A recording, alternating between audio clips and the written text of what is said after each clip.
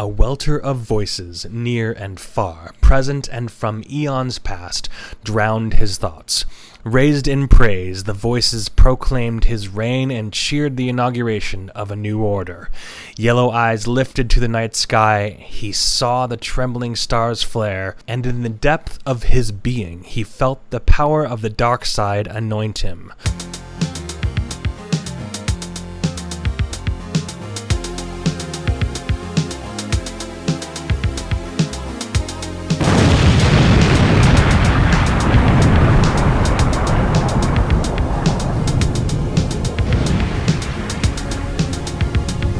Hello, and thank you so much for joining me. This is the Fanatics of Film, and my name is Ben.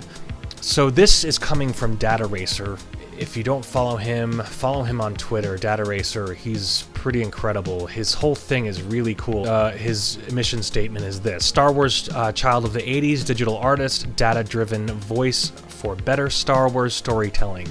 I'll stop when Lucasfilm stops insulting the fans. He put this out talking about Lucasfilm on Glassdoor. Glassdoor is basically the Rotten Tomatoes for workplaces, for a place of business.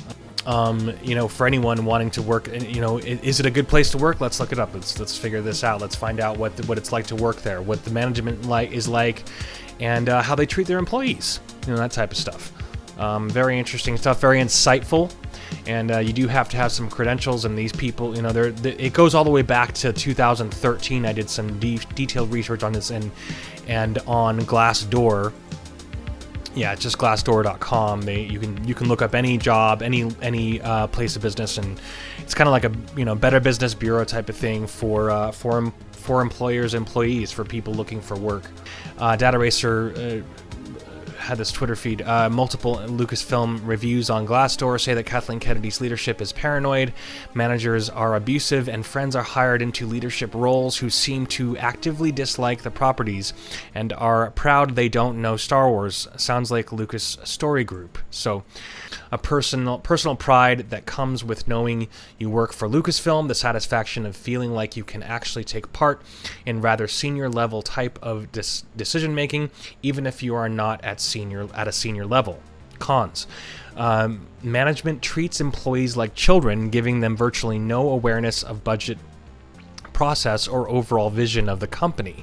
Sometimes I thought that the most senior management genuinely didn't understand the business. Even the simplest decisions, like where to stay on a business trip, have to get approved. Also, and the worst part, senior management doesn't even know or care about Star Wars or Indiana Jones. Sometimes it's like these things are actively disliked. And advice to the management: trust your employees and managers. Appreciate your fans and the genius of George Lucas. Don't be proud of the fact that you don't know Star Wars.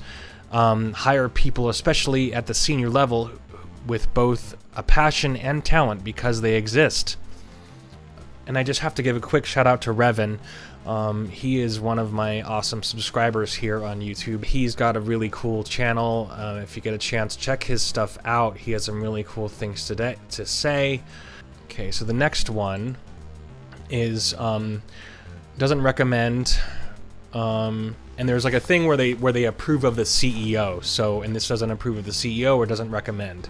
The pros are beautiful campus and work environment, fabulous view, and movie posters, a great team of talented, dedicated coworkers. I miss them. Feng Shui masters. These are the cons. Feng Shui masters came in to clear the bad spirits with incense. I am not kidding. Wind chimes were put up to give the president peace and tranquility. In the meantime, terrible management persists and paranoia reigns supreme. I get tearful phone calls almost weekly from someone close who still works there and must keep her job. Too many incompetent managers and directors, while really talented, dedicated peons have run for the hills or have been let go unfairly. Advice to the management: forget the feng shui and the wind chimes and other mumbo jumbo and get real. be more realistic and professional and concentrate on respecting your employees and stop treating them with such total disregard. The same with fans. They have made the company what it is today. Her fear and loathing of those people is legendary. So anyway, this is just it paints a picture of kind of what is going on there in Lucasfilm.